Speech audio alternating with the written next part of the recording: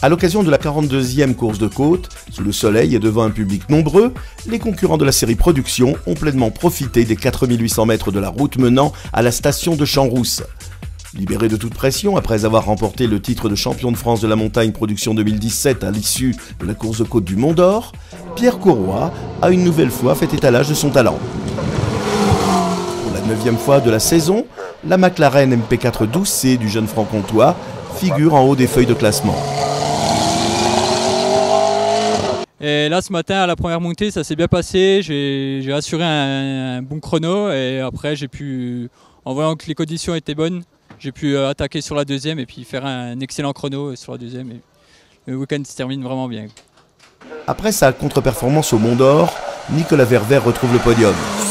Le sextuple champion de France, qui est l'un des rares à avoir amélioré lors de l'ultime montée de course du jour, place sa Porsche 997 GT2 au second rang. Les Alsaciens sont à l'honneur puisque dans le sillage de Nicolas Ververt, à seulement 4 dixièmes, on retrouve la Lamborghini Gallardo de Philippe Schmitter. Le pilote du team Petit Croisier Europe complète le podium et devance son frère Christian, dont la Porsche 997 GT3 R figure au 4e rang. En délicatesse sur les épingles du tracé de Champs-Rousses, Yannick Poissignon accroche finalement une 5e place méritée. Trahi par l'embrayage de sa Lamborghini Gallardo, Nicolas Caumont a bénéficié d'une seule montée de course. Il se place en tête du Challenge Open GTTS. Christophe Poissignon signe un large succès en FC. Il place sa Simca CG Turbo plus de 8 secondes devant son premier poursuivant.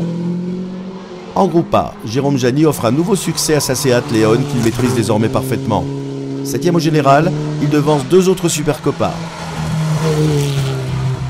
Celle de Francis Dauzière et celle de Rémi Bernard. C'est encore une super copa qui termine au 4e rang, celle de Sébastien Dupont. Il devance la BMW M3 de Fabrice Marchal.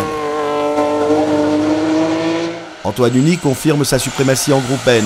Il impose une nouvelle fois sa BMW M3 devant la Mégane RS de Pascal Cat.